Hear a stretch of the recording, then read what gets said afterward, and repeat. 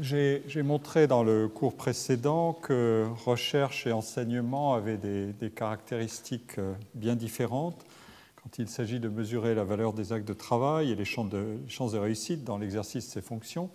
Et pourtant, leur liaison fonctionnelle est un des traits depuis longtemps dominants dans l'activité académique, sauf dans des cas exceptionnels que j'ai indiqués de dualisme institutionnel. Et aussi aujourd'hui, quand on a affaire à des transformations qui tendent à séparer les deux catégories d'actes de travail pour valoriser plutôt essentiellement celle de la recherche. Ce sont des mécanismes, comme je l'ai dit, et je vais encore le montrer dans le détail, emboîtent en quelque sorte les principes de stratification. Quel est le potentiel de recherche d'un pays? C'est un indicateur maintenant très couramment utilisé. Quel est le potentiel d'une organisation, d'une université, en fonction de ses performances, qui sont essentiellement plutôt des performances de recherche dans ce qui est le plus visible, les performances des départements universitaires, qui peuvent être très variables dans une université, et les performances des individus. Alors, les caractéristiques très dissemblables des activités d'enseignement et de recherche que j'ai montrées à travers des courbes, des distributions statistiques, ne sont pas connues simplement depuis que des réformes et des tentatives de hiérarchisation séparatrice sont apparues, depuis 2 ou 3 décennies, mais je vous propose d'inverser le questionnement et de demander comment il peut se faire qu'on dénoue la liaison fonctionnelle entre production de savoir et transmission du savoir. Au lieu de se demander ceci, on peut se demander quels sont les arguments qui peuvent être avancés pour justifier cette association fonctionnelle qui perdure, ou au contraire, pour expliquer qu'il faut les séparer, ou pour dire qu'elles n'ont aucun rapport entre elles et que les mélanges dépendent des situations. En quelque sorte, je vais explorer ce qu'on peut appeler les antinomies de la complémentarité et de la rivalité entre l'enseignement et la recherche. Des antinomies, c'est-à-dire des situations où vous posez les questions et vous les faites se heurter les unes par rapport aux autres en énonçant un ensemble d'hypothèses qui paraissent irréconciliables, et nous verrons si nous arrivons à réconcilier ou à aboutir à une solution au bout de cette première exploration. Les arguments en faveur de la complémentarité sont assez faciles à trouver.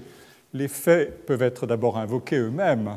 Non seulement l'agenda des académiques, comme je l'ai dit, comporte presque partout les 2 tâches, mais même dans un système aussi ouvertement stratifié et puissamment stratifié que le système le plus prestigieux aujourd'hui, celui des États-Unis d'enseignement supérieur, qui place au sommet ce qu'on appelle les universités de recherche, j'y reviendrai. Même là, les universitaires, qui constituent donc l'élite de ce système, ont une activité soutenue d'enseignement. Et donc, sans l'argument que les 2 activités se renforcent mutuellement, pourquoi seraient-elles donc associées?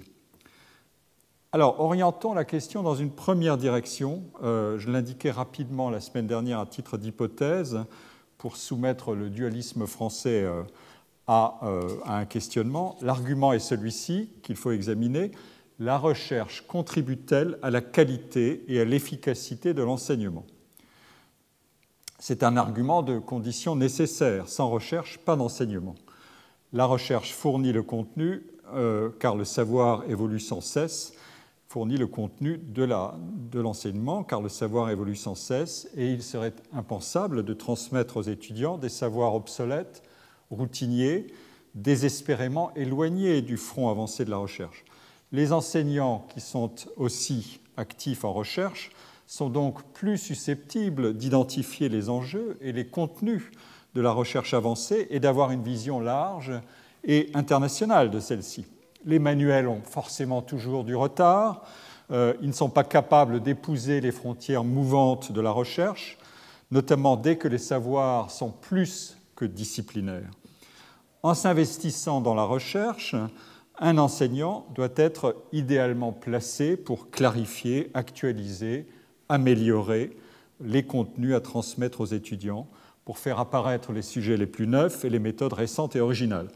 Et un enseignant-chercheur qui partage avec ses étudiants les résultats de son travail de recherche n'est-il donc pas plus apte à communiquer son enthousiasme avec efficacité en déployant précisément toutes les qualités du bon chercheur, la rigueur, l'opiniâtreté, l'intuition, l'esprit critique, la capacité analytique, de réduction de la complexité des problèmes à leur noyau essentiel, l'audace, le refus de la soumission aux faits établis. Il est assez facile de comprendre pourquoi les étudiants peuvent apprécier l'exposé par un enseignant des résultats des recherches que cet enseignant ou enseignante a lui-même ou elle-même conduit. Le travail de recherche est une trajectoire sophistiquée de questions, d'hypothèses, de tentatives, d'erreurs, d'expérimentation, de rectification, d'autocritique et de consolidation.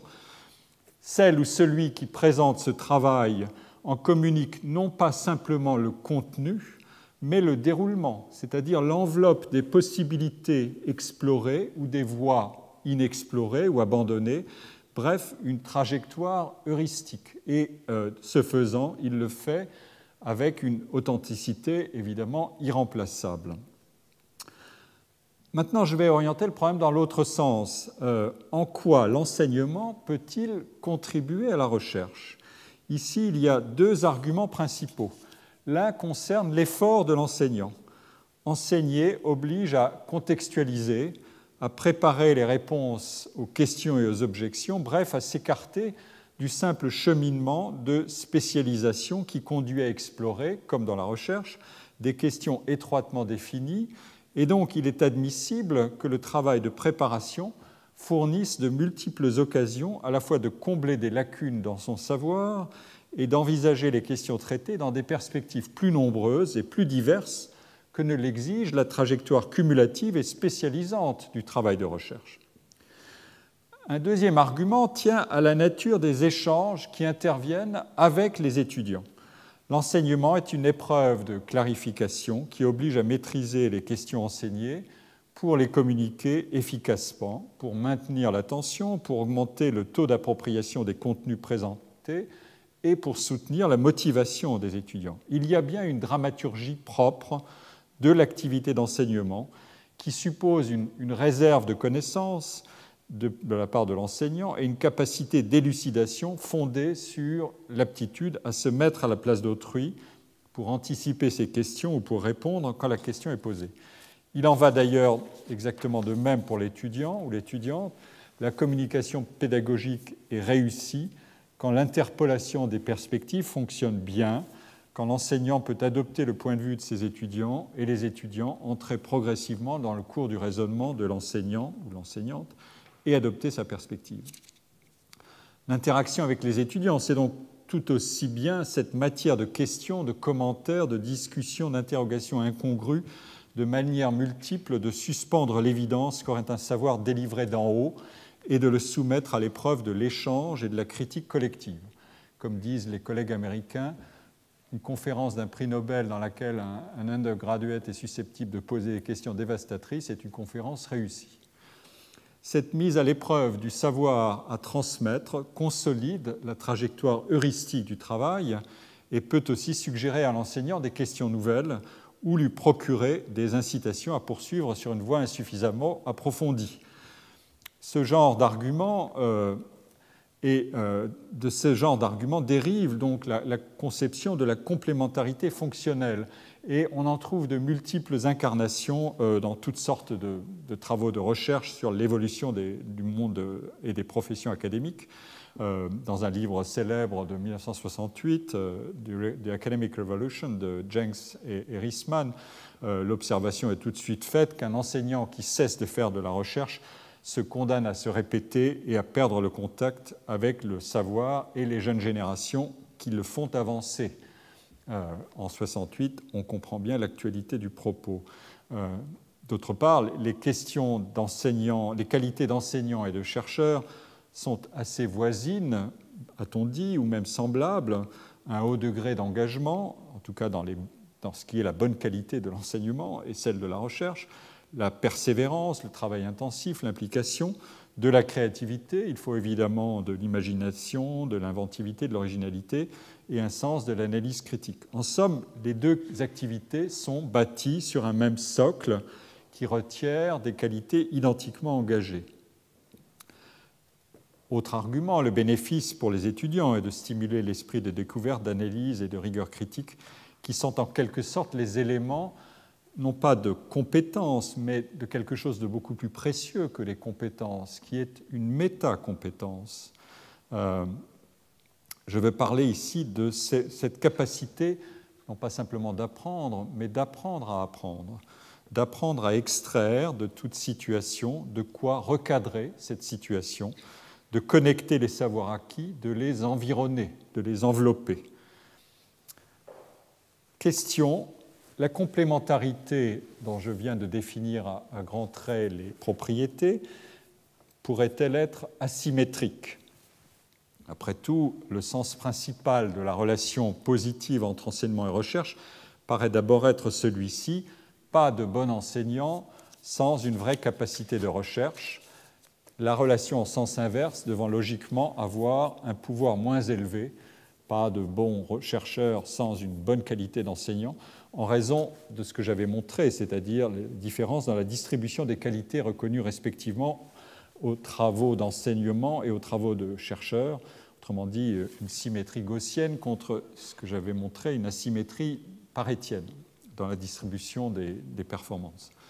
Mais cet argument de la force asymétrique dans le lien recherche-enseignement, sous l'hypothèse de la complémentarité, cet argument a été lui-même régulièrement relativisé quand il s'agissait de montrer que l'enseignement, que pour produire sa matière d'enseignement, il faut faire plus que transmettre, plus que synthétiser, clarifier, réduire et diffuser. Des travaux sont régulièrement lancés sur ce thème. Par exemple, un article qui a donné lieu à discussions critiques assez vives de deux économistes américains, William Baker et Peter Kennedy, qui voulaient montrer que, en procédant à une enquête de type qualitatif, auprès de 150 professeurs d'économie, parmi les plus productifs en matière de recherche, dont un certain nombre de prix Nobel, il s'agissait de montrer que leur activité d'enseignement leur inspire quelque chose. Et les résultats de l'enquête montraient sur les réponses qu'ils avaient reçues, c'est-à-dire une soixantaine à peu près, la moitié donnait des exemples très saillants et concrets d'expériences personnelles dans lesquelles l'enseignement auprès des étudiants a stimulé la production directement d'articles scientifiques fondamentaux pour eux, pour la discipline, voire pour l'émergence d'une thématique de recherche novatrice. Il faut évidemment toujours penser que le pouvoir saillant des exemples n'est pas un raisonnement probabiliste toujours très convaincant, mais l'approche est donc peut-être contestée, elle l'a été, mais elle avait le mérite de dévoiler des exemples soutenant cette thèse d'un impact positif de l'enseignement sur la production de recherche. Et un certain nombre de ces exemples sont avancés. Je ne les détaille pas, mais pour généraliser l'argument, on dira que toutes les situations dans lesquelles l'enseignant communique des savoirs qui n'ont rien à voir avec simplement ses propres travaux, mais au-delà, toutes ces situations correspondent à un travail de recherche du côté de l'enseignant. Encore faut-il qualifier ce terme de recherche, et il en est temps.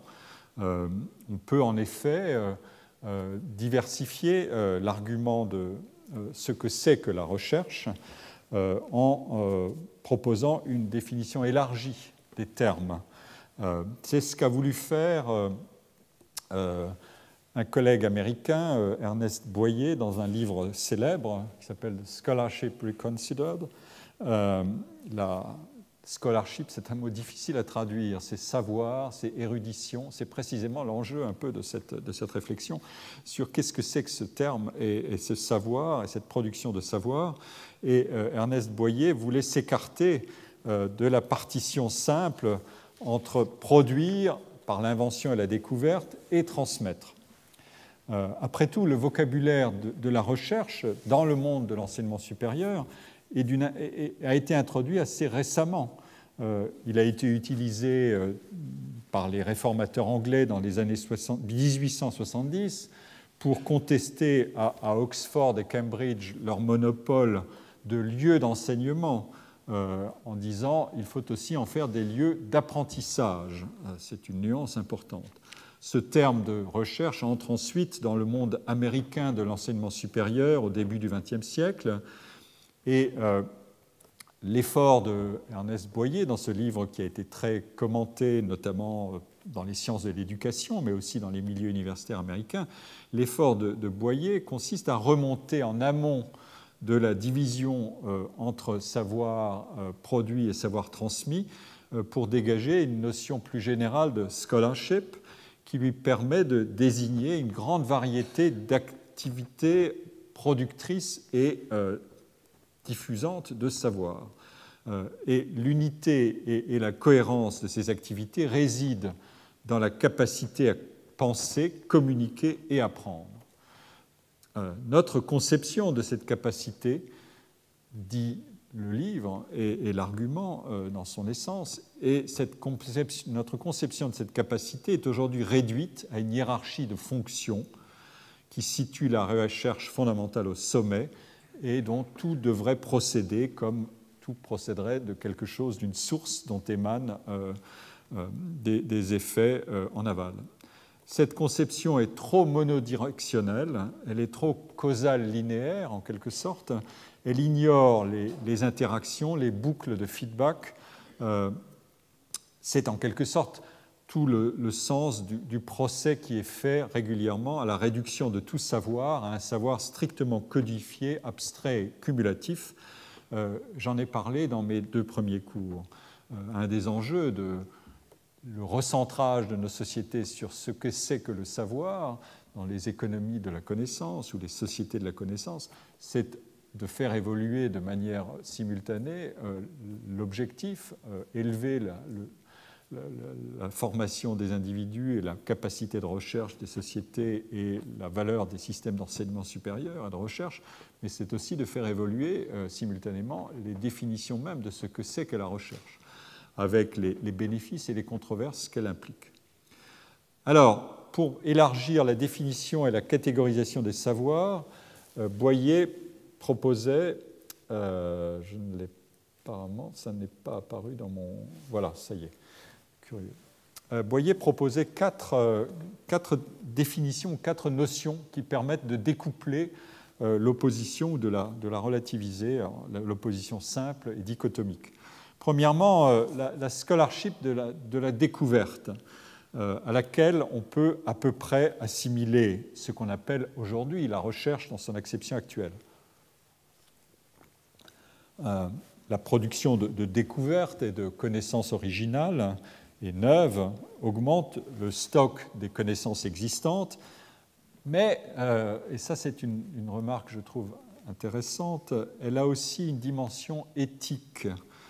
Elle crée un climat d'excitation, il n'y a pas simplement besoin de fête de la science, elle crée un climat d'excitation, de passion, de motivation intrinsèque, de liberté, de discussion critique à 360 degrés, et aussi un sens de ce qu'on appelle un effort autotélique. Autotélique, c'est un mot savant pour dire un effort qui a en lui-même sa propre fin, une activité qui a en elle-même sa propre fin, télos, qui n'est pas subordonnée à des fins qui lui sont extérieures. Une activité qui a en elle-même sa propre fin, c'est une activité qui n'est pas utilitaire, et ça lui confère des caractéristiques tout à fait originales, tant pour les qualités qu'elle exige de ceux qui s'y affairent, que pour la manière d'organiser son travail, c'est-à-dire une revendication et un sens assez élevé de l'autonomie et de l'autocontrôle. Et donc ceci oblige à recourir à une grande diversité de registres d'évaluation qui ne s'apparentent pas au protocole d'évaluation d'une production bien cadrée par sa finalité, par son échéancier, par la quantification de ses inputs et des profits espérés de ses outputs. Après tout, l'un des fondateurs du socialisme français, le comte Henri de Saint-Simon, avait, dans son portrait des héros de la modernité au début du XIXe siècle, cité 3 catégories, l'entrepreneur, le savant et l'artiste. Le savant et l'artiste partagent notamment des dispositions particulières à l'égard de ce sens du travail autotélique. Et si Henri de Saint-Simon les plaçait en avant, les mettait en avant, c'était certainement non seulement pour célébrer la valeur intrinsèque de leur travail, mais aussi pour dire il y a là quelque chose comme un exemple ou un type de comportement à prendre en compte au-delà de la simple sphère spécialisée des actes de travail scientifiques ou artistiques.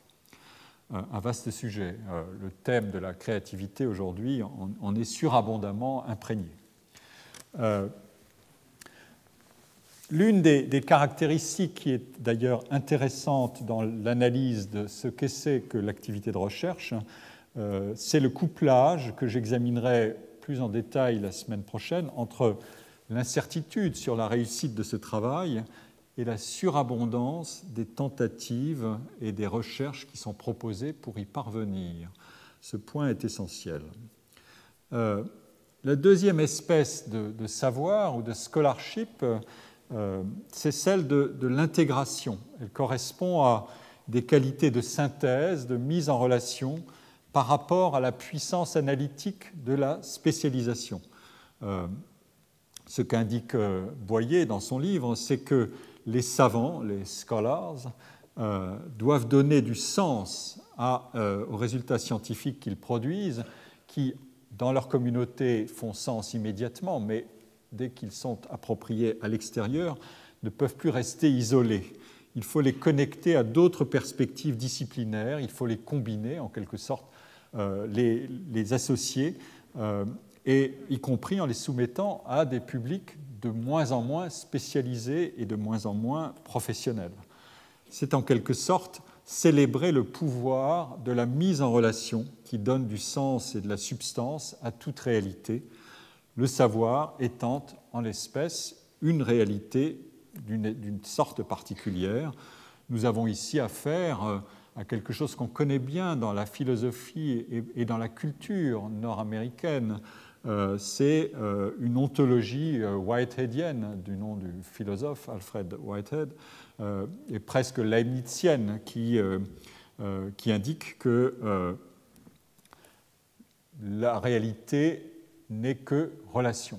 Toute substance n'est que la somme des relations qui se créent en permanence et à chaque instant entre tout atome de réalité et la totalité des atomes de réalité avec lesquels elle peut être mise en connexion. Et les connexions sont innombrables. La stabilité, c'est ce qu'il faut expliquer. Le flux des situations de connexion et de mise en relation, c'est ce qui est donné d'abord. Voilà une des indications classiques pour comprendre ce que c'est que la philosophie pragmatique américaine. Je ne vais pas plus loin, j'y reviendrai certainement dans un cours ultérieur, dans une année ultérieure. Et tout ça est fait pour contrebalancer la vision hiérarchique, spécialisatrice et séparatrice qui ferait de la recherche et du savoir à produire une activité en silo. Le savoir de découverte, le premier, peut s'alimenter en quelque sorte à ce savoir d'intégration, et c'est l'argument du pouvoir fécondant des entreprises multidisciplinaires de recherche. Après tout, les topologies du savoir ne peuvent pas être des cartes dont chaque portion ne se définit que par autofragmentation, par division interne de ces cellules de spécialisation pour augmenter en quelque sorte le taux de production de découvertes et de connaissances majeures. Il suffirait de laisser le travail se diviser à l'infini. Il n'en va pas ainsi. La multidisciplinarité, c'est un idéal d'ouverture auquel, d'ailleurs, la grande majorité des scientifiques sont prêts à consentir, mais qu'ils adoptent de manière plus parcimonieuse, par définition, parce que l'organisation de ce type de pratique du savoir n'est précisément pas celle d'un savoir spécialisé, et ici, le volontarisme est nécessaire, mais ne suffit pas. L'argument de la multidisciplinarité nous engage donc vers une révision du partage épistémologique, des partages épistémologiques classiques, par exemple entre sciences compréhensives et sciences explicatives. Les appels à l'indiscipline sont au reste aussi courants que la souscription aux exigences disciplinaires. Il faut ici par parenthèse, prendre garde que l'appel au savoir multidisciplinaire court le risque de revendiquer une sorte d'extraterritorialité qui pourrait être parfois trop commode. Il n'a de sens que s'il est mis en tension constante avec le travail de la découverte qui est d'abord disciplinaire. Boyer avait soumis à ses collègues des questions. Il était l'un des responsables de la Carnegie Foundation for the Advancement of Teaching. Et une grande enquête avait été faite auprès des universitaires américains. Et dans cette diapositive, vous voyez, la question est posée de savoir si le travail multidisciplinaire est une activité soft et ne devrait pas être considéré comme du vrai savoir. Et la question avait été posée aux universitaires et la distribution a été décomposée en fonction du niveau des universités. J'en reparlerai tout à l'heure. Research Universities, c'est le plus haut. 2 years, c'est les universités en 2 ans, les équivalents de nos IUT, si vous voulez. La question était, est-ce que vous êtes d'accord avec cette proposition? La multidisciplinarité, c'est une activité en quelque sorte secondaire et qui n'est pas sérieuse. Et la majorité sont en désaccord avec cette idée, donc la majorité souscrivent à un taux assez élevé et de plus en plus élevé à mesure qu'on monte dans la hiérarchie des universités, ce qui est en soi un résultat intéressant. On passe de 63% dans les universités de formation courte, à 84% dans les universités de recherche. Et donc, son argument du bénéfice des harmoniques ou de l'intégration de l'objectif multidisciplinaire dans le travail principal est un argument qu'il fondait en quelque sorte empiriquement, au moins à travers ce genre de recueil d'appréciation. Il est difficile d'enquêter sur les formes précises de la multidisciplinarité. C'est en soi un travail de recherche, mais on peut au moins déjà interroger les collègues sur leur perception avant de les interroger sur leur pratique dans le détail, qui mérite une analyse que je ne ferai pas aujourd'hui. La troisième espèce de scholarship, c'est celle de l'application. C'est celle qui met en avant des retombées utiles et fécondes du travail académique. Donc là aussi, elle peut entrer jusqu'à un certain point en tension avec l'objectif numéro 1. J'ai parlé du travail autotélique. Mais la scholarship de l'application, après tout, c'est celle de la recherche et développement, comme on l'appelle. Elle implique les deux. Ces retombées utiles et fécondes du travail académique, au-delà de ses frontières, dans la communauté économique et sociale où elle a lieu. C'est ici, d'ailleurs, on peut le dire, probablement l'un des points de clivage entre des traditions culturelles très différentes. La culture du développement du savoir pour lui-même et la culture de la mise en relation de la production du savoir avec son environnement social et économique, voilà des arguments qui sont depuis longtemps mis en avant aux États-Unis, alors même que c'est aussi un pays où la controverse autour de ce qu'on appelle l'academic entrepreneurialism, comme je l'ai dit, ce pays est aussi celui de la controverse. Mais il est d'abord celui des liens les plus nombreux entre recherche fondamentale, recherche appliquée, recherche partenariale et transfert vers le monde de l'entreprise et de l'industrie et de l'innovation. Bref, la mise en relation est plus symbiotique sans doute aux États-Unis, mais aussi au Japon par exemple, entre la dynamique d'invention et la dynamique d'innovation qu'en Europe, au moins dans un état donné de la situation qui change progressivement. Mais cette question de la relation entre le travail scientifique et ses applications, ses exploitations, avec des feedbacks et des influences inversées comprises, n'est pas la seule incarnation possible de ce type de savoir d'intégration. Le savoir mis au service de la communauté peut être placé hors d'une situation d'exploitation strictement marchande. Et on en trouve des traces dans ce que j'ai déjà indiqué, c'est-à-dire cette idée de pivotement des relations qui alimente les espoirs de ce qu'on appelle les courants de common innovation, non pas d'innovation faite dans des silos, ceux des entrepreneurs et des scientifiques qui collaborent, mais celle qui est à la portée d'une communauté sociale plus élargie, ou les situations de crowd sense. Elles indiquent, parmi bien d'autres exemples, que les liens entre le savoir et son environnement sont multiples. Je l'avais indiqué dans mes séances précédentes.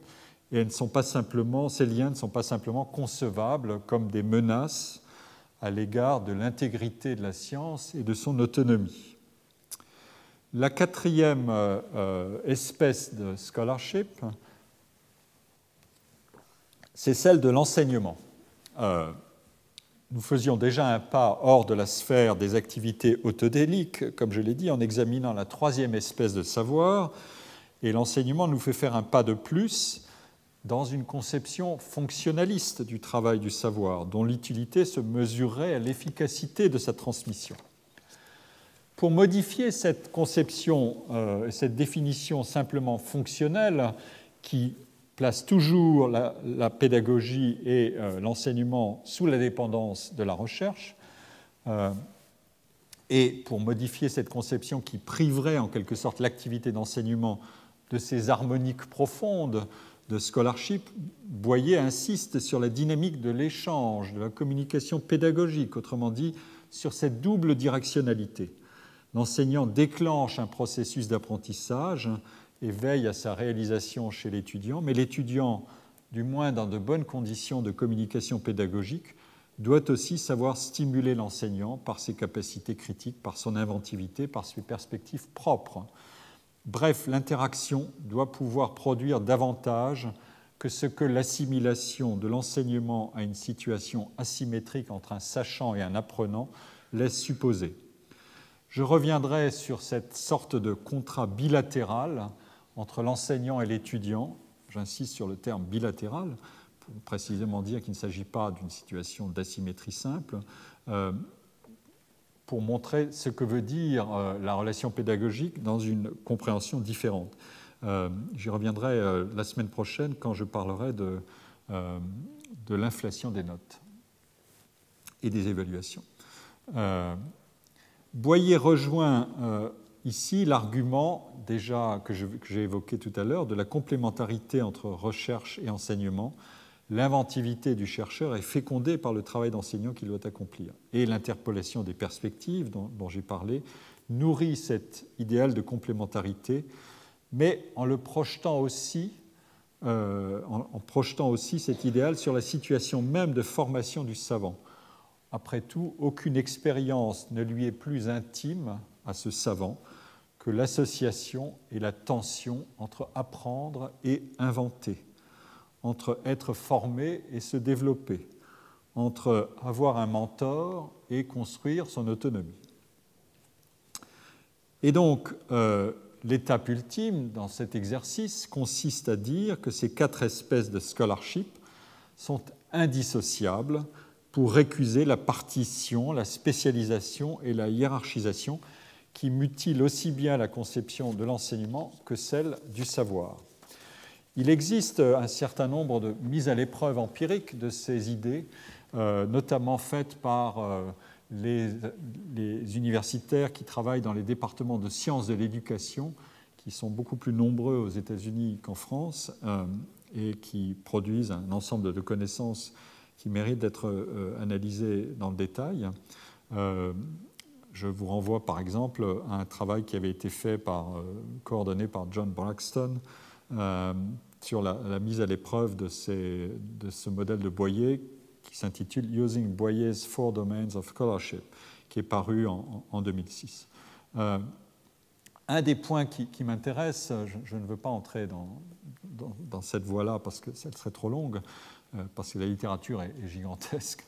Un des points qui m'intéresse, c'est une déduction logique qu'on tire de cette conception multidimensionnelle du savoir, de cette conception plurielle du savoir. C'est en quelque sorte de dire le corps professoral, c'est une mosaïque de talents. Autrement dit, on passe à une différenciation multidimensionnelle qui se prête à une conception horizontale des singularités individuelles, des différences individuelles et des qualités, plutôt qu'à une hiérarchisation à partir de la seule dimension qui domine, celle de la recherche. Alors, maintenant, faisons travailler l'autre hypothèse, puisque je l'ai annoncé, nous sommes dans une antinomie. Donc, nous examinons les deux faces de la situation. D'abord, la complémentarité, y compris en redéfinissant, comme je viens de le faire avec Boyer, l'idée de savoir et de recherche. Et ensuite, donc, l'idée d'opposition entre les deux actes de travail et les deux systèmes de qualité nécessaires et les performances auxquelles elles donnent lieu. Quels sont donc les facteurs qui peuvent rendre les deux activités essentiellement rivales ? Deux auteurs australiens, Hattie et Marsh, ont procédé, je crois qu'ils sont australiens, ont procédé à une série de travaux et publié en 1996 ce qu'on appelle une méta-analyse des travaux consacrés à la recherche, à la relation entre l'efficacité de la recherche et l'efficacité de l'enseignement. Est-ce qu'elles sont corrélées ou pas ? À partir d'une part de l'évaluation que font les étudiants du travail de leurs enseignants et de l'autre côté à partir de la productivité en recherche mesurée selon le nombre de publications et la qualité des publications produites. Méta-analyse voulant dire qu'ils ont épluché la totalité ou une grande partie de la production consacrée à ces questions, et il y a des centaines d'articles qui explorent ces questions, et il y a même aujourd'hui des méta-analyses qui résument les trouvailles et les résultats des méta-analyses elles-mêmes. Celle de Hattie et Marsh est la plus connue, mais il y en a d'autres, celle de Feldman par exemple, et d'autres plus récentes qui reviennent sans arrêt sur le même sujet. L'enjeu est absolument essentiel, non pas simplement épistémologiquement, mais aussi fonctionnellement dans la hiérarchie des métiers, dans les systèmes qui couplent les deux et pour orienter toutes sortes de décisions, comme je le montrerai progressivement, promotion, salaire, système de hiérarchie des universités, etc. Et donc, on comprend bien pourquoi l'activité de recherche sur ces questions est si intense. En tout cas, dans une des méta-analyses les mieux faites, celle dont je parle, celle de Hattie et Marsh, l'idée est d'identifier plusieurs modèles qui mettent en jeu un ensemble de facteurs dont l'interaction pourrait expliquer pourquoi la relation peut être négative entre enseignement et recherche. Je retiens deux de ces modèles. Le modèle dit des gratifications différentielles. Les gratifications qui sont issues des deux activités sont asymétriques. D'un côté, il est assez logique de supposer que l'activité d'enseignant-chercheur procure des gratifications intrinsèques assez similaires aux deux côtés, qui permettent de donner à l'activité universitaire son unité au regard d'autres métiers, son unité interne au regard d'autres métiers à l'extérieur. Après tout, les satisfactions pour produire et transmettre la connaissance sont moins différentes entre elles qu'elles ne diffèrent de l'exercice d'autres tâches et d'autres métiers qui n'impliquent pas le maniement et la communication des connaissances. Bien sûr, en allant plus loin, il est possible de discerner des différences importantes, notamment dans le profil temporel des processus de gratification ou du retour sur effort, en quelque sorte. Les gratifications de la recherche sont plus incertaines et reposent plus souvent sur des paris à moyen ou long terme. En tout cas, dans le cas des entreprises de recherche les moins assurées ou les moins liées à un courant explicite et bien désigné de travaux qu'il s'agit de consolider de manière incrémentale, mais les activités plus incertaines ont aussi un potentiel plus élevé d'originalité et de novation, mais plus risqué. À l'inverse, l'enseignement est une activité qui délivre des informations instantané ou presque sur la qualité des relations et des interactions pédagogiques, un retour sur effort plus rapide dans l'appréciation et la valeur du travail qui est réalisé, et des gratifications ou des insatisfactions qui sont rythmées selon des séquences qui s'enchaînent de cours, de contrôle de connaissances et d'examens à réaliser. L'horizon temporel, c'est celui de la semaine, du mois, du semestre, le fameux term, comme on dit, là où la pression du cours est exercée sur le reste de l'activité de manière substantielle. Et ça n'est pas l'horizon de projets pluriannuels. Les étudiants vont changer chaque année, les publics ne sont pas stables. Je reviendrai sur ce point important, l'attrition des effectifs d'étudiants. Donc le séquencement et l'horizon, le profil temporel des activités n'est pas le même. Mais la différence essentielle tient à la cotation très asymétrique des deux activités dans la gestion des carrières, dans l'allocation des emplois les plus prestigieux, dans l'avantage salarial de base ou via toutes sortes de systèmes de primes ou de bonus qui sont accordés. Les performances de recherche dominent de haut les performances d'enseignement quand il s'agit de recruter, d'accorder la titularisation, la tenure, de promouvoir, de récompenser, de recruter des enseignants qui sont en poste ailleurs, mais dont la qualité est jugée hautement désirable par l'institution qui veut les débaucher, par le département et par les collègues qui veulent attirer des talents et tenir ou améliorer leur rang dans la compétition, qu'elle soit locale, nationale ou mondiale.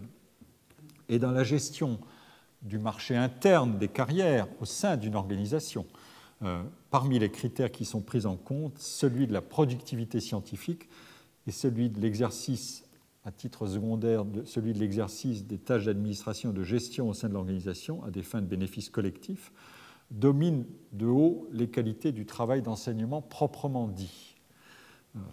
Une confirmation a été donnée encore récemment dans un article de la revue économique dont j'ai parlé par 3 collègues, Marie-Eva Sabatier, Christine Musselin et Frédéric Piger, à partir de données françaises.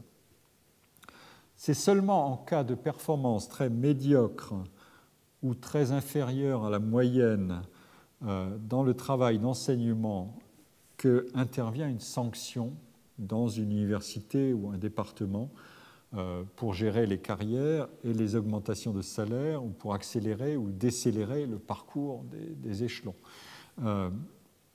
Comme je l'indiquerai ultérieurement, cette asymétrie, c'est-à-dire une mauvaise performance d'enseignement est beaucoup plus nettement signalée et pénalisée qu'une bonne performance n'est récompensée.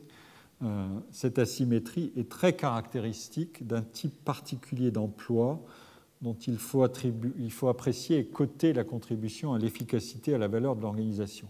C'est ce qu'on appelle le théorème Davis-Moore dans la sociologie bien connue, classique, qui a été commenté largement par des auteurs comme Stinchcombe, Good, Rosen, Baron et Krebs. Je reviendrai là-dessus. Les activités sont inégalement susceptibles de valorisation et de cotation, notamment dans cette asymétrie entre bonnes et mauvaises performances. Juste pour vous en donner une illustration de plus, une performance normale d'un chercheur n'est pas dramatique, une performance exceptionnelle est considérablement valorisée. Une performance normale d'un enseignant est considérée comme une loi simple, une performance médiocre est très dévalorisante, mais une performance exceptionnelle n'est pas considérablement valorisée. Ça, c'est le premier modèle. Il y a des différences de gratification et de valorisation des activités. Un deuxième modèle, c'est celui de la rareté. L'enseignement comme la recherche sont ce qu'on appelle des activités labor intensive. Il est impossible de leur substituer, du moins jusqu'à aujourd'hui, des machines et d'élever ainsi la productivité individuelle dans chacune de celles-ci. Les tentatives vont se multiplier. Il existe aujourd'hui des systèmes qui veulent détecter les chefs-d'œuvre. Une publication récente dans une revue très prestigieuse voulait en faire la démonstration. Mais bon, je ne vais pas faire de digression trop longue, mais jusqu'à aujourd'hui, on est encore dans cette situation de labor intensivity, d'intensité du contenu de travail de ces activités. Or, le temps, l'énergie et l'engagement pour exercer chacune de ces fonctions, évidemment, dans l'agenda d'un individu, ce temps, cette énergie et ce degré d'engagement sont limités. Donc, la probabilité est élevée qu'il surgira un conflit et des problèmes d'arbitrage stratégique entre les rôles à assumer. Je n'ai pas de temps pour tout, comment est-ce que je vais me débrouiller? C'est cette dimension du temps à consacrer à chaque activité qui est toujours la variable essentielle dans toutes les mesures qui sont faites de la relation entre enseignement et recherche. Ceux ou celles qui sont productifs en recherche consacrent plus de temps à la recherche et inversement, les meilleurs enseignants consacrent moins de temps à la recherche. Donc il y a trois hypothèses dans cet argument de la rareté du temps, à partir de laquelle il s'agit de distribuer son temps et son énergie, ses efforts entre différentes tâches. Premièrement, la quantité de temps consacré à la recherche est corrélée positivement à la productivité de recherche. Ça reste, c'est un point qui peut être lui-même soumis à investigation. Est-ce qu'en ayant plus de temps, je produis plus? C'est une affaire de temps et aussi d'autres choses, mais il me faut du temps, c'est une condition nécessaire, mais certainement pas suffisante. La quantité de temps consacré à l'enseignement est-elle corrélée positivement à la productivité de l'enseignement, à l'efficacité de l'enseignement? C'est une deuxième question qu'il faut explorer. Et troisièmement, le temps consacré à la recherche est rival du temps consacré à l'enseignement. Vous pourriez aussi dire, mais quelqu'un qui est un excellent enseignant peut être un excellent chercheur à condition d'avoir une amplitude d'effort supérieure. Il est capable de tout, en quelque sorte, et plus il sera reconnu dans l'activité de recherche, plus lui-même sera incité à avoir de très bons étudiants et donc à augmenter son effort sur les deux tableaux. Autrement dit, la quantité n'est pas fixe, elle est endogène, elle est déterminée de manière endogène, la quantité de travail à allouer aux deux rôles et à chacun des deux rôles. Elle n'est pas fixée par une borne. Les enseignants-chercheurs et les académiques sont plus autonomes dans la gestion de leur temps et toute une partie de leur temps ne se déroule pas dans des cadres strictement contraignants d'une organisation, etc. Et même le temps de la rumination est un temps qu'on pourrait considérer comme un temps de travail qui est relativement invisible. C'est un sujet fort intéressant. Il existe d'ailleurs des travaux qui montrent que dans la hiérarchie supérieure de visibilité du travail et de réputation, l'intensité de travail et d'effort est supérieure et que donc la capacité d'agir sur les deux plans, enseignement et recherche, peut dépendre précisément d'une intensité de travail supérieure, comme je viens de le dire. Donc, voilà les termes de l'hypothèse. On peut l'explorer. En tout cas, ce qui en ressort au bout du compte, si contrainte de rareté il y a, et elle existe évidemment, elle est vraiment assez simple à comprendre, la conclusion qui en est extraite, c'est qu'il y a de toute façon une tension entre les deux rôles, ce qu'on appelle en sociologie un role strain, selon un article de William Good. Et donc les arbitrages qui en dérivent, quand les enseignants doivent exercer les deux fonctions, portent sur l'opposition entre les exigences des programmes à enseigner et les intérêts scientifiques des départements, le fameux problème du curriculum, et l'importance à accorder à l'enseignement undergrad, en licence jusqu'en master, ou au contraire à l'enseignement doctoral, l'identification des enseignants avec l'institution. C'est ce qu'on demande à un enseignant, c'est d'adhérer en quelque sorte à un objectif collectif de l'institution, ou au contraire l'identification avec la communauté qui est beaucoup plus large des scientifiques et qui est à l'extérieur des murs de l'institution. C'est la propriété de la recherche. Si l'on ajoute que c'est la recherche, comme je l'ai dit, qui est la source de gratification professionnelle principale, Il est donc logique de voir l'attention se déplacer des préférences individuelles, qu'est-ce que je préfère, quel est mon type profond, qu'est-ce que j'aime, vers l'équilibre ou le déséquilibre dans l'allocation des tâches entre les enseignants au sein d'une organisation. Ceux qui sont en position de consacrer plus de temps à la recherche font s'arranger pour reporter une partie de la charge d'enseignement dont ils s'allègent sur d'autres collègues ou sur des enseignants vacataires. Ce report peut se faire soit ouvertement, par des négociations, une forme de monétarisation via le financement de la recherche qui permet d'acheter des heures d'enseignement et d'embaucher des vacataires pour faire le travail à votre place, et c'est très courant aujourd'hui, soit par des arbitrages contractuels dans les embauches. Quand vous négociez votre embauche dans un certain nombre de pays, vous négociez aussi la charge exacte de cours que vous accepterez, du moins si vous êtes en position de pouvoir négocier dans de bonnes conditions, avec une bonne réputation, et tout ceci hors d'un cadre réglementaire statutaire uniforme, comme celui qui existe dans la fonction publique française. Mais ça peut se faire aussi de manière plus clandestine. Là où il y a uniformité statutaire, il peut y avoir par-dessous toutes sortes de manœuvres, par des stratégies personnelles de désengagement à l'égard de l'enseignement au profit des activités de recherche, ou pas simplement de recherche d'ailleurs, quand le statut est protecteur. La recherche peut recevoir une définition beaucoup plus large qui ne correspond pas simplement à un travail cumulatif et productif de connaissances originales. La troisième manière d'envisager le problème, c'est de dire, eh bien, il n'y a ni corrélation positive ni corrélation négative. La corrélation entre les deux, elle est nulle. La qualité du travail dans une des fonctions est sans relation avec la qualité du travail dans l'autre. On peut donner de cette troisième manière d'envisager le problème trois caractérisations. Premièrement, production de recherche et production et services d'enseignement diffèrent radicalement parce que le travail de la découverte de nouvelles connaissances diffère radicalement du travail de transmission des connaissances déjà stabilisées. La recherche est une activité à vocation publique et ouverte sur l'environnement le plus large possible, alors que l'enseignement est une relation de service qui est ancrée localement, dans un contexte très précis, dans les murs d'une organisation, comme je l'ai déjà indiqué plusieurs fois. Et donc, il se peut tout à fait que les qualités requises pour exercer chacun des rôles soient bien différentes.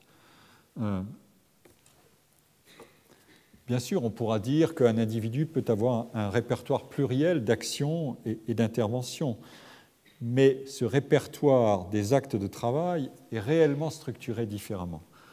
Le chercheur ne peut pas placer de limite à son entreprise d'exploration, ni de limite à sa communication publique des résultats, ni à sa volonté de convaincre et de surmonter des résistances, tant que la preuve ne lui est pas donnée qu'il a emprunté une mauvaise voie ou que ces résultats, qu'il doit soumettre à des épreuves de falsification, que ces résultats sont faux. Et le travail, par ailleurs, le travail en collaboration est très fréquent et même, comme je vous l'ai montré, devenu omniprésent. Ce que n'est pas le travail d'enseignant.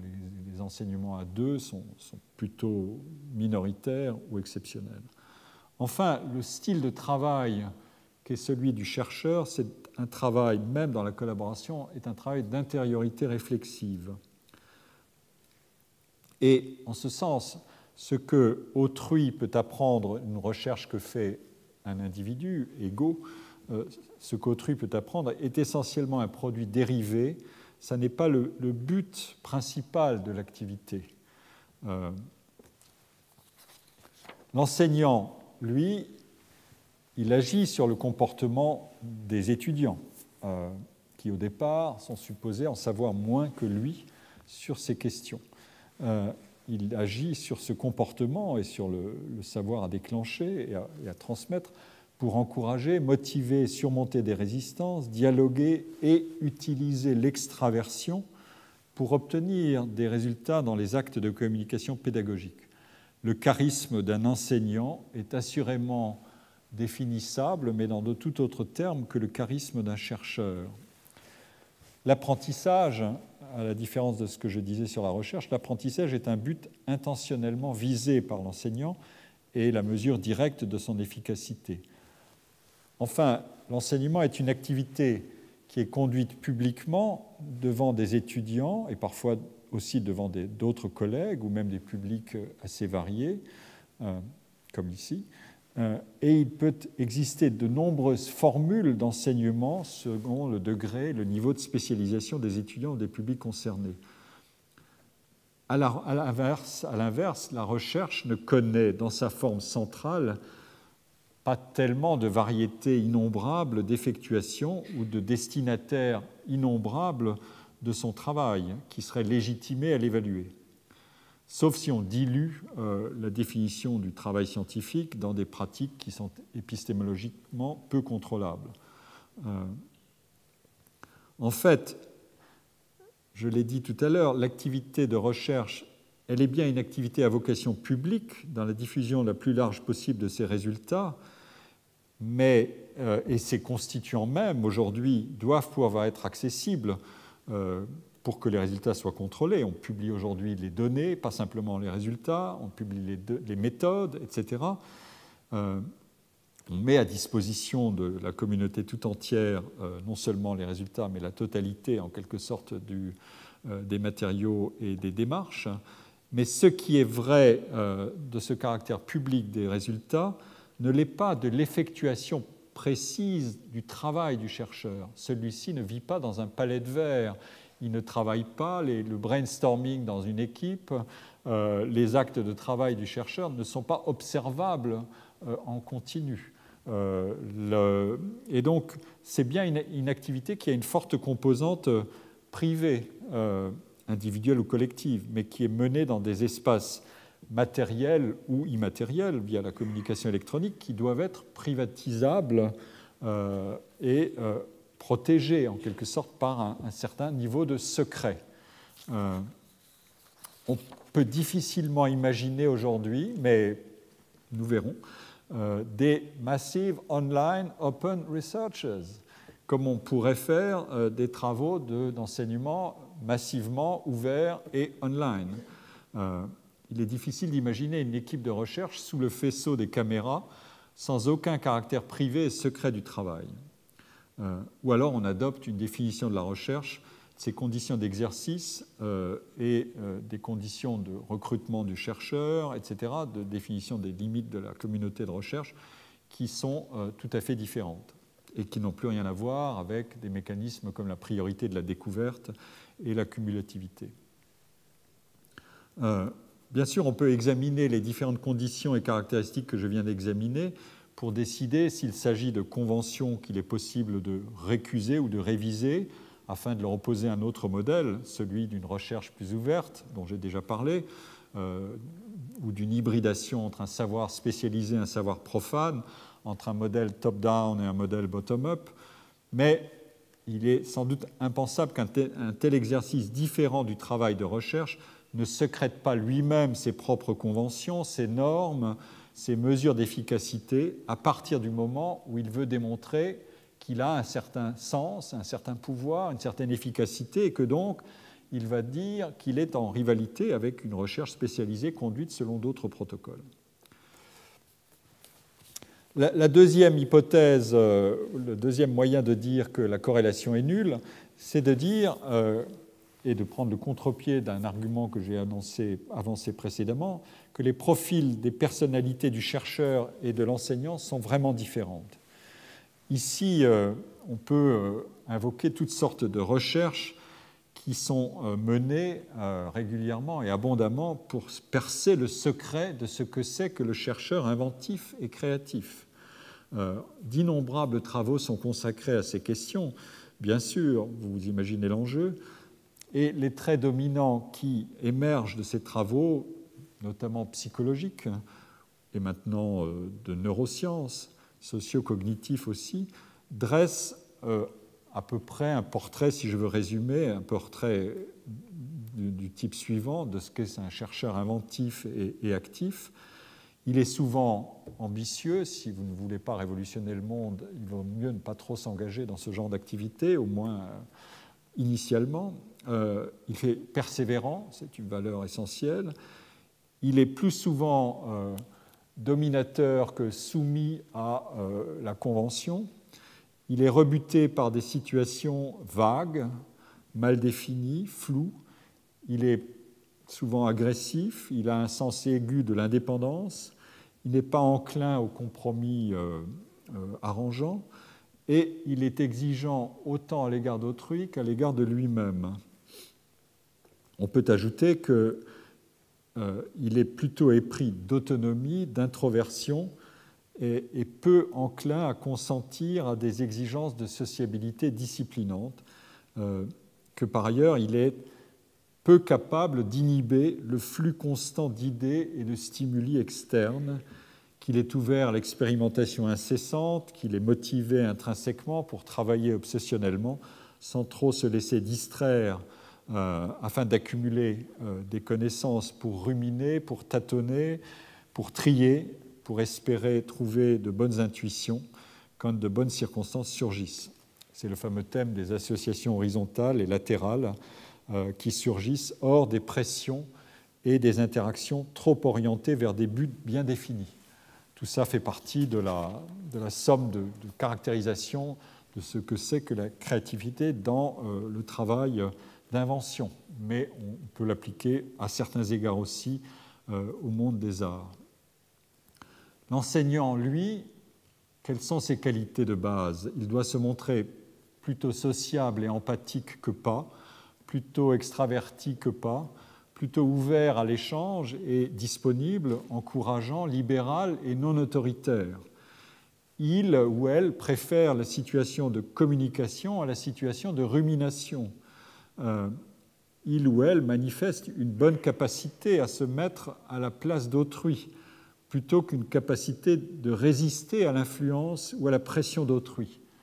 Alors que précisément dans la recherche, il faut savoir tenir de manière presque obsessionnelle une position qu'on croit originale avant éventuellement de composer avec des arguments critiques pour ou renoncer ou les intégrer. Transposé au plan épistémologique, cet argument des différences de personnalité donne ceci. La recherche maximise la rationalité, l'esprit critique, l'ambition de dépasser les vérités établies et l'état donné des connaissances par l'ouverture à la discontinuité des ruptures et des idées émergentes qui ne sont pas forcément établies immédiatement ni adoptées unanimement. L'enseignement, lui, requiert moins d'abstraction, le goût de l'illustration et le goût de la maïeutique fondés sur des procédés qui rendent saillantes les connaissances à transmettre, l'aptitude à alterner la critique et la confiance dans les vérités établies, la capacité de faire des raccourcis plus risqués épistémologiquement que pédagogiquement, autrement dit, une capacité au compromis pour s'ajuster à des publics hétérogènes et des situations pédagogiques variables, et donc une tolérance à l'égard de l'effet produit, celui qui consiste à distordre le fond des savoirs scientifiques pour en proposer une mise en forme pédagogique stimulante et appropriable. L'épistémologie réduit en quelque sorte de façon assez binaire ce que Boyer et son modèle des 4 espèces de scholarship voulaient pluraliser en adoptant une conception multidimensionnelle du savoir, de sa production et de son enrichissement. Alors, avec ces arguments-là, les 2 auteurs dont j'ai cité l'article, Hattie et Marsh, examinent donc dans leur méta-analyse un grand nombre de recherches qui ont étudié la corrélation entre effectiveness, l'efficacité de l'enseignement et productivité de recherche. Et ils distribuent les travaux entre les 3 catégories de corrélation pour savoir si on peut en tirer en quelque sorte une tendance centrale. Donc le problème, c'est comment se débrouiller de cette situation qui fait valoir des hypothèses et des travaux de recherche sur ces questions-là qui font état soit de corrélation positive, soit de corrélation négative, soit de corrélation nulle.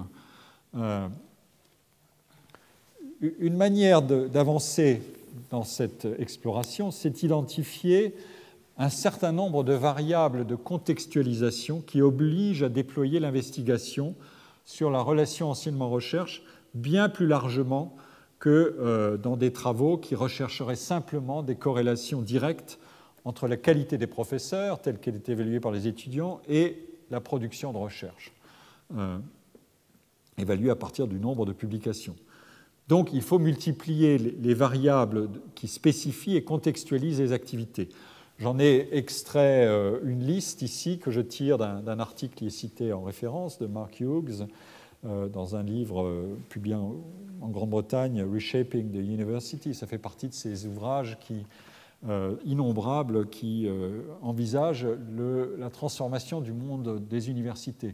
Cette production est extraordinairement abondante dans les pays qui ont des questions nombreuses à poser à leur système, alors même que leur système soit est en transformation rapide, mais sans crise majeure de la part du corps enseignant, ce qui est d'ailleurs une question intéressante à étudier, comme en Grande-Bretagne, soit qui est établi depuis des siècles sur un modèle et qui est confiant en lui-même, en son prestige et en sa production, comme les États-Unis. Mais la littérature sur qu'est donc le monde académique, comment évolue-t-il, etc., cette littérature est extrêmement volumineuse.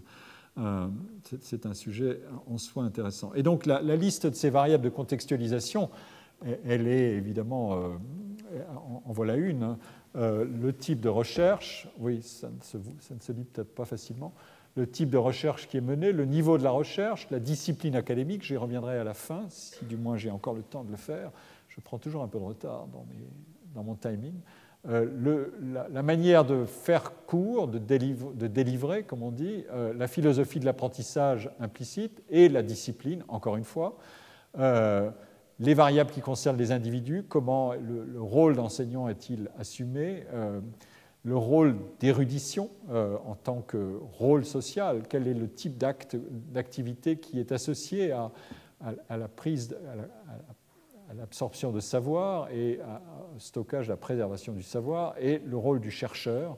Il peut y avoir beaucoup de variations selon beaucoup de dimensions.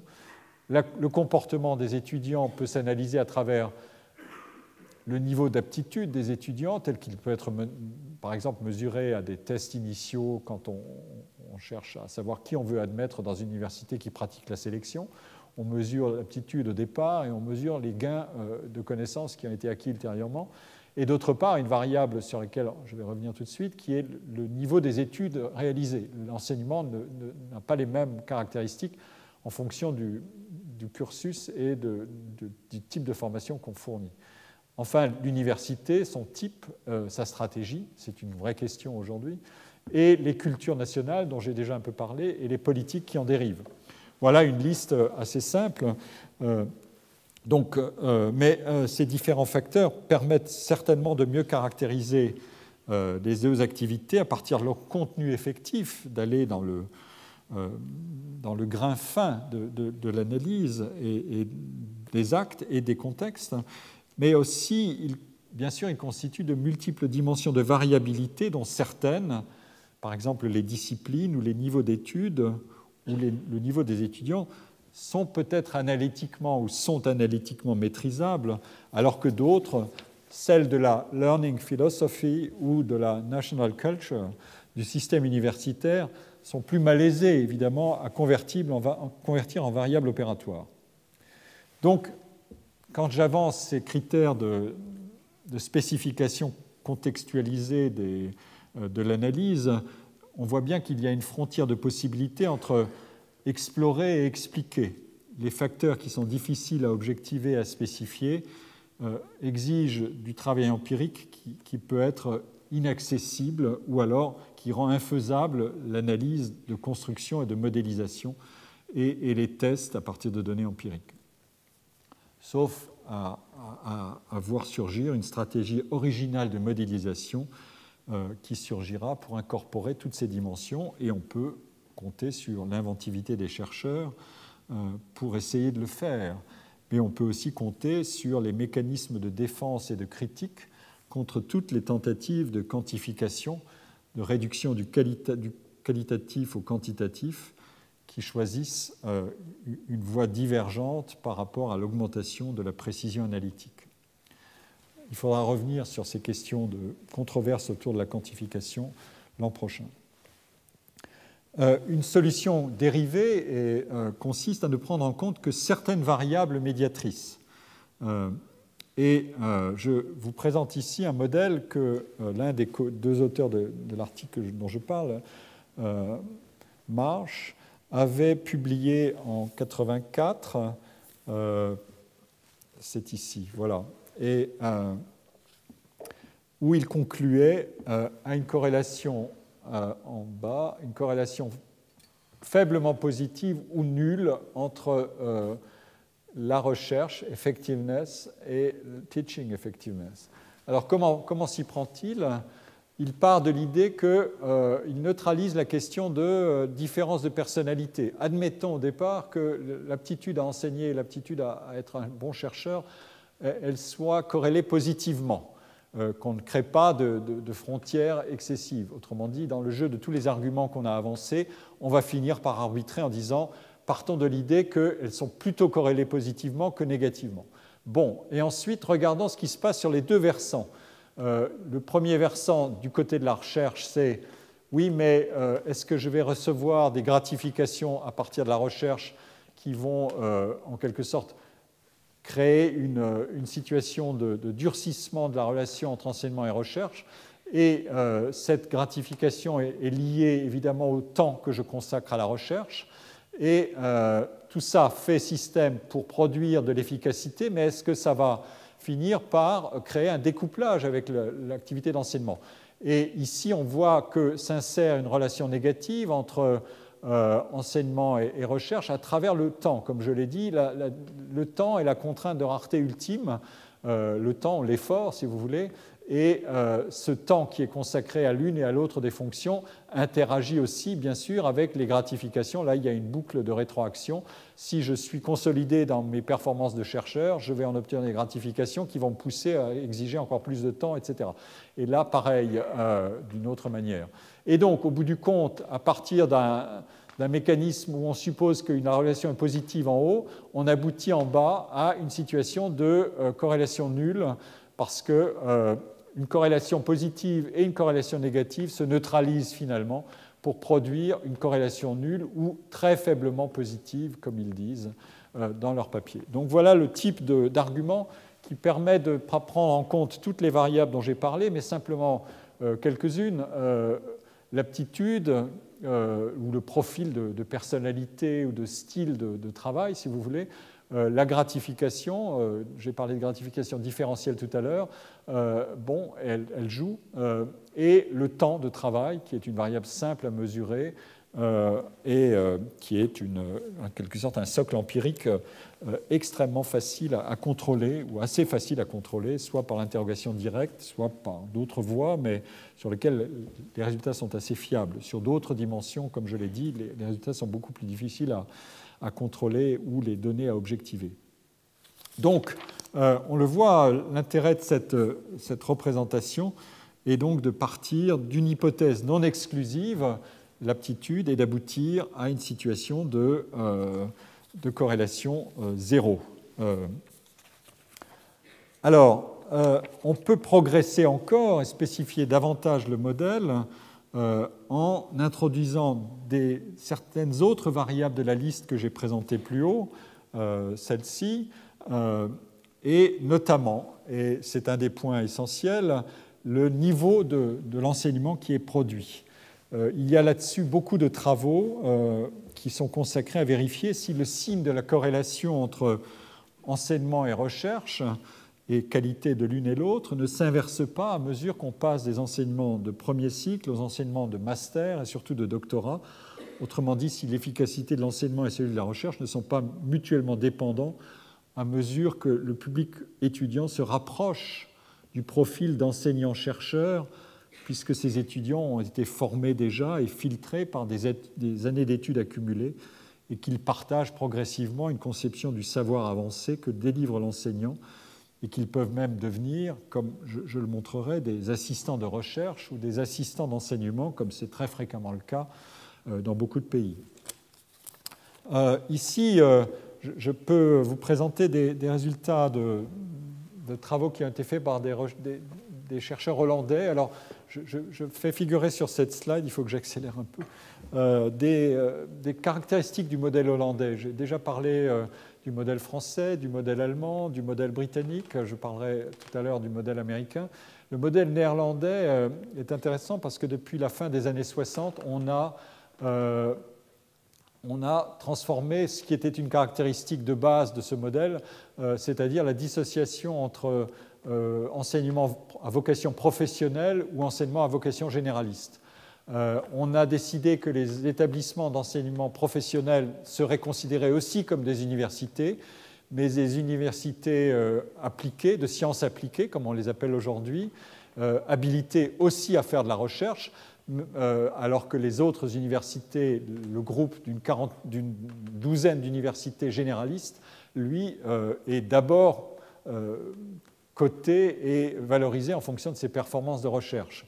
La grande innovation qui a été à l'origine d'une dissociation relative entre ces deux mondes, alors même qu'on les mettait à niveau sur le plan de l'identité, les deux mondes sont bien des mondes d'université, appliqués d'un côté, généraliste de l'autre, mais il se trouve qu'on a affecté les 2/3 des emplois académiques aux universités généralistes, alors qu'elles ne forment qu'un tiers des étudiants. Et donc, on a une inversion complète du taux d'encadrement. 2/3 des enseignants pour 1/3 des étudiants dans les universités généralistes, 1/3 des enseignants pour 2/3 des étudiants dans les sciences appliquées. C'est une manière de créer de la différenciation endogène sans passer par des discussions labyrinthiques sur la science est-elle appliquée ou générale pour mériter le qualificatif d'universitaire. Et un des résultats qui en est sorti, qui est assez évident, regardez les classements internationaux qui existent. Les universités de recherche ou généralistes hollandaises sont extraordinairement bien classées au regard de la taille du pays. Elles figurent dans les classements internationaux en assez grand nombre et la performance de ce point de vue-là, effectivement, est assez remarquable. Mais le modèle est bâti sur cette dissociation dont je viens de parler. Alors, vous comprenez bien que la question qui est posée et que les chercheurs hollandais aiment bien creuser, c'est oui, mais donc nous avons un taux d'encadrement qui nous pousse davantage à la recherche dans les universités généralistes et c'est donc devenu une sorte de norme commune. Est-ce que nous pouvons le faire ou pas? Et donc des travaux ont été réalisés par ces auteurs. J'en cite deux, tirés de deux ouvrages, un article et un ouvrage, et je vais vous montrer tout de suite ce qu'il en est. Ici, on a la part du temps, pardon, le volume de temps qui est consacré par les enseignants à l'enseignement, les enseignants-chercheurs, les universitaires hollandais et des universités généralistes, à l'enseignement, ça va de 0 jusqu'à plus de 50 heures, et en courbe noire, vous avez l'enseignement dit de baccalauréat, c'est-à-dire l'enseignement de premier degré, l'équivalent, c'est 4 années d'enseignement du cycle premier cycle, l'enseignement supérieur, et en courbe grisée et pointillée, vous avez l'enseignement de master, qui est donc au-delà, et qui se rapproche évidemment de la frontière de la recherche, vous comprenez bien. Et donc l'idée est d'examiner si les collègues sont en accord ou non avec l'idée que la compatibilité entre enseignement et recherche existe selon qu'on est dans ces deux situations et en fonction de la durée de la quantité d'enseignement que vous réalisez. Plus vous enseignez en master, plus vous dites que la compatibilité est très très difficile à imaginer entre recherche et enseignement, alors qu'à l'inverse, plus vous enseignez au niveau baccalauréat, plus les enseignants qui sont impliqués là-dedans disent « mais oui, c'est plutôt compatible » en quelque sorte pour donner à leur activité un caractère plus symbiotique. Mais à mesure que vous vous élevez, vous vous rapprochez de la frontière réelle de la recherche et vous commencez à réfléchir aux arbitrages à faire en termes de temps de travail. Et ici, on a la proposition qui est soumise aux universitaires interrogés, qui est de dire la recherche renforce l'enseignement. Donc, un des arguments que j'ai examiné tout à l'heure, en fonction du temps de travail réalisé. Et les courbes sont de nouveau dans les mêmes couleurs. Au niveau enseignement de premier cycle, vous voyez que plus on est impliqué dans l'enseignement de premier cycle, plus on dira que, en termes de volume de travail horaire, plus on dira qu'on sera en accord avec, moins on sera en accord avec cette proposition que la recherche renforce l'enseignement, parce que l'arbitrage joue. Mais on est sur des scores ici, on passe de 88 à 78%. Donc vous voyez que le socle, quand même, reste celui d'une association fonctionnelle importante entre les deux, et qu'il y a des modulations à l'intérieur de cette association fonctionnelle. C'est ce qu'il ne faut pas oublier dans tout ce que je suis en train de vous dire. Ce sont des affaires de modulation et ensuite qui peuvent être converties en beaucoup d'autres mécanismes d'incitation qui agissent progressivement de manière éventuellement plus séparatrice. Mais quand vous êtes dans l'enseignement de master, vous accordez beaucoup plus de crédibilité à cette idée que l'enseignement, que la recherche renforce votre compétence d'enseignant. Tout simplement parce que votre public étudiant n'est pas le même. Donc voilà une des manières d'intégrer la variable du public et du niveau de formation. Dans cet autre travail, le chercheur en question, Arnold, un chercheur hollandais également, a voulu tester les hypothèses de Hattie et Marsh et a regardé si elles s'appliquaient bien en fonction du niveau d'enseignement. Et il a dissocié les 2 premières années, les 2 premiers échelons du baccalauréat et le niveau B3 et le niveau master. Et l'argument des gratifications différentielles qui va dans le sens d'une corrélation négative entre enseignement et recherche, il s'applique effectivement beaucoup ici, c'est-à-dire qu'on a effectivement des gratifications qui sont bien différentes selon qu'on enseigne en baccalauréat niveau 1 ou 2 ou qu'on fait de la recherche. Là, on ressent clairement la différence de gratification, alors que plus on s'élève dans l'enseignement, moins les différences sont importantes. De même, pour la rareté du temps à arbitrer, c'était le résultat des diapositives précédentes, de même aussi pour les différences de personnalité. Bref, ce pouvoir séparateur du niveau de formation, il est très élevé sur beaucoup de ces dimensions. Il s'inverse lorsqu'il est question de corrélation positive, c'est le même message que tout à l'heure, c'est-à-dire que pour ce qui est de oui, bien sûr, ce sont des activités complémentaires. On peut accorder la crédibilité à cette idée à mesure qu'on s'approche, qu'on enseigne à des étudiants qui sont plus proches de la recherche. Et à mesure qu'on peut faire valoir des caractéristiques personnelles de travail qui permettent de mobiliser, qui sont mobilisées de la même manière dans les 2 activités, parce que le public lui-même les sollicite de la même manière. Voilà le genre et donc on en tire une version modifiée du graphe que j'ai donné tout à l'heure, où figure en caractère plus clair l'idée que ça s'applique aux formations de type baccalauréat ou les formations de premier cycle. La relation est plutôt négative entre les 2 types d'aptitudes et la relation devient négative entre recherche et enseignement en bas en termes de performance, alors qu'en caractère gras, vous avez une relation qui est positive parce qu'il s'agit du public des étudiants et des enseignants de cycle supérieur. Voilà une des manières en quelque sorte de qualifier cette situation. Donc d'intégrer des variables essentielles. Je vais aller assez vite.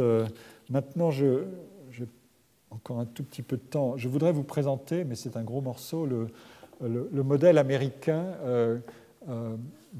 duquel, d'une certaine manière, je suis parti et vers lequel je reviens maintenant, qui est un modèle dont l'exploration est intéressante parce que d'abord, il détient un très grand prestige, que la complémentarité des rôles est une conception qui y est très ancrée on ne connaît pas de dualisme, sauf très à la marge. Il existe une ou deux institutions qui sont de pure recherche, comme la Rockefeller University, et encore, il y a des chercheurs doctorants, mais c'est vraiment à la marge. D'autre part, la stratification des établissements, des institutions par niveau, c'est une histoire qui est extrêmement longue, donc c'est un modèle qui a une grande stabilité à travers le temps, et en même temps qui est soumis à un examen critique régulier. Il y a des appréciations qui sont très divergentes, en quelque sorte, sur ce modèle et sa stabilité. Il y a d'une part une multiplicité de travaux qui montrent la transformation du travail académique dans des ouvrages que je cite ici, de Geiger, de Derek Bock, qui est l'ancien président de Harvard, de Stephen Brint, ou de Richard Arum et de sa collègue Roxa, je ne sais plus quel est son prénom. Elle me pardonnera, Josipa Roxa. J'en cite ici parce que ce sont des bons ouvrages. Et leur thèse principale, c'est de dire que le modèle qui vient du sommet, c'est-à-dire des research universities, qui placent au sommet la recherche et en second l'enseignement, donc très clairement une hiérarchie, ce modèle, il se diffuse partout, alors même que les établissements sont stratifiés. Et puis d'autres travaux qui essaient de mesurer les faits montrent, et je vais essayer de le faire rapidement, mais j'espère avoir le temps, montrent qu'en fait, d'après ce qu'on peut mesurer, ça ne change pas aussi vite qu'on voudrait bien le dire. Que donc, est-ce que donc, si ça ne change pas aussi vite, est-ce que c'est une mythologie? Est-ce que, en quelque sorte, on a des lanceurs d'alerte qui sifflent trop fort, des whistleblowers qui sifflent trop fort pour dire attention, les changements sont vraiment violents et trop rapides, mais en réalité, ils ne le sont pas tant que ça. Ou bien, au contraire, est-ce que ces changements existent, mais les chiffres ne les reflètent pas assez bien parce que les effets de composition dans un tissu relativement hétérogène de situations, la stratification fournit une grille, mais elle ne fournit pas la totalité de l'information.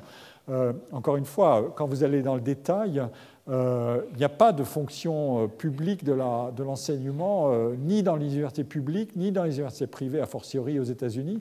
Donc il n'y a pas de statut qui règle tout ça de manière apparemment homogène. Et même là où il y a un statut, ça n'est pas si homogène que ça, loin de là. Mais dans le détail, vous pouvez négocier votre contrat dans des termes radicalement différent d'un collègue qui est votre collègue dans la même université, le même département et qui a été éventuellement embauché la même année. Les différences peuvent être très élevées. Et donc, ça introduit énormément de bruit et de variabilité dans les données et dans la perception des données, parce que votre environnement direct vous fait ressentir des situations que les données, les effets de composition des statistiques, des mesures objectives et quantitatives des données ne reflètent pas directement de la même manière. Donc il y a là une explication possible de l'écart entre le bruit des lanceurs d'alerte et les chiffres qui, eux, manifestent une inertie plus profonde. Alors, rapidement, le système américain des universités, il est très hiérarchisé. Je vous donne ici la première classification qui a été faite, qui s'appelle la Carnegie Classification, de la Fondation Carnegie, qui classait les universités dites doctorales en tête, avec au sommet celles qui ont une très forte production de recherche, et celles ensuite qui ont une moderate emphasis on research, c'est-à-dire une insistance moindre sur la recherche, puis les programmes doctoraux modérés ou limités. Donc il y a à chaque fois une hiérarchie interne en fonction du vertical interne. Puis ensuite les collèges, les fameux collèges qui enseignent sur 4 ans, les liberal arts colleges qui sont sélectifs, qui sont très sélectifs, de niveau de sélectivité 1 ou 2, donc plus très sélectif ou moins sélectif, mais où l'enseignement est considéré comme l'essence même du travail. Et il y a des universitaires extrêmement brillants, recrutés de manière très sélective dans ces liberal arts colleges. Par exemple, la Ivy League en est peuplée, où les étudiants ont une intensité d'apprentissage qui est très élevée. Et les enseignants enseignent énormément, même s'ils sont des académiques bien connus, mais ils enseignent vraiment beaucoup. Et puis, Ensuite, on a des all 2 years colleges, c'est-à-dire des institutions qui enseignent sur 2 ans, et des écoles professionnelles. Voilà la première classification. La deuxième a été raffinée, je ne vais pas la détailler. Elle part à peu près du même principe, mais elle module davantage les situations. Quelle est la distribution? On trouve sur 2650 établissements aux États-Unis, à peu près 292, du moins la situation était celle-ci en 2013, moins de 300 doctorate universities, 669 qui vont jusqu'au master, le bachelor c'est 650 et 1000 qui sont en dessous, qui enseignent en dessous. Donc la stratification est visible aussi, évidemment, dans la population des établissements et des organisations. Alors, le principe d'un système comme les États-Unis, c'est que c'est un système qui stratifie tout à toutes les échelles. Institutionnel, j'en ai parlé, fonctionnel, en termes de type d'enseignement qui est délivré, et statutaire, c'est-à-dire research maximisé en haut et moins en bas, et réputationnel. Les établissements se battent pour être bien classés, pour attirer les meilleurs enseignants, etc. Et pour publier aussi la valeur de leurs étudiants, leur taux de placement sur le marché du travail. Tous ces indicateurs sont extraordinairement utilisés, même publicisés, même maintenant sur tous les sites Internet, vous pouvez trouver tout ça. Et donc, il y a une classification clairement verticale, et la seule introduction de dimension horizontale, c'est par la spécialisation ou non des enseignements. Ce qui est impressionnant dans ce système, c'est la corrélation dans la stratification entre capacité de recherche, l'offre de diplômes plus ou moins élevée, selon vous avez tous les niveaux ou pas tous les niveaux, la sélectivité de l'admission des étudiants. Vous pouvez classer littéralement les universités en fonction des scores aux tests d'aptitude, comme on les appelle, Scholarly Aptitude Tests, qui sont réalisés et dont les étudiants doivent produire le résultat quand ils sont candidats à une université. Et vous pouvez hiérarchiser les universités en fonction du score des étudiants à ces tests. Et il y a d'autres critères qui entrent en jeu, qui sont intéressants en soi, qui sont des critères non cognitifs de toute autre nature, je ne vais pas insister. Et enfin, l'identité juridique des institutions, qu'elles soient publiques, privées, privées de non-profit ou privées for-profit. Et de tout ça résulte ce que Burton Clark appelle une nested matrix, c'est-à-dire une matrice d'imbrication de tous les niveaux les uns dans les autres. On pourrait appeler ça aussi une situation fractale, comme je l'ai déjà dit. Et ce qui permet évidemment de comprendre que la socialisation des étudiants et celle des universités, elle se fait dans les mêmes termes à partir du moment où elle opère dans un système extrêmement stratifié. Les étudiants des universités les plus sélectives payent d'abord beaucoup d'argent, quittent moins, abandonnent moins leurs études et sont au contact d'enseignants qui leur communiquent davantage l'éthos de ce que c'est que la scholarship dans toutes ses dimensions. Quand vous descendez progressivement, vous avez des effets de différenciation, plus de taux d'abandon, des publics beaucoup plus hétérogènes, plus défavorisés socialement, etc. Et pour lesquels le prestige de la recherche a beaucoup moins de sens. Quand on regarde les données sur ces... Oui, j'ai débordé là, je crois. Je ne vais pas être beaucoup plus long. Bon, je vais peut-être... Le message essentiel, c'est qu'il y a bien des différences dans l'allocation d'efforts entre recherche et enseignement en fonction du niveau des établissements. Et ces données-là le montrent dans le temps. Les choses s'inversent au sommet, mais ne s'inversent pas à la base. Et il y a une différence qui est maintenue entre le sommet et le reste des établissements. L'intention à la recherche est beaucoup plus importante au sommet qu'en dessous, mais que ces changements se font en modulant en quelque sorte la complémentarité. Et donc, je vais en terminer sur ce point, 1h30 c'est déjà bien, je vais en terminer sur ce point pour insister sur le thème. Les changements existent, ils travaillent, mais ils sont beaucoup plus visibles aujourd'hui, et j'enchaînerai rapidement sur cette question avant de traiter mon point suivant. sur le cas américain, ils sont beaucoup plus visibles au sommet, notamment par le fait des recrutements des enseignants et des étudiants, mais aussi par le fait de l'implication des étudiants dans les fonctions de recherche. Dans les universités doctorales, les étudiants composent une main-d'œuvre extraordinairement importante. Je vais juste vous donner ce chiffre. Les étudiants, il y a dans les emplois qui sont alloués aux établissements, les étudiants représentent 297 000 employés des universités, sur des statuts particuliers évidemment, et 297 000, et à peu près la totalité se trouve dans les universités doctorales, 277 000, et ils se partagent entre les fonctions de recherche et d'enseignement, un peu plus d'enseignement dans les universités doctorales, mais quand même 115 000 dans les universités de recherche, alors que les fonctions spécialisées de recherche n'existent quasiment pas aux États-Unis. Dans les universités, pour les emplois de professeur ou de full assistant ou associé de professeur.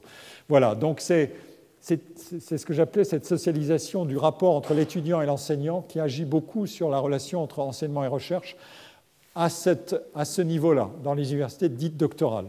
C'est une confirmation des données que je présentais auparavant sur la relation entre temps d'enseignement et temps de recherche en fonction du niveau de la formation, mais maintenant aussi en fonction du type d'institution, selon l'accent qui est mis sur l'intensité de recherche. Je vous remercie beaucoup pour votre patience et votre écoute. Merci.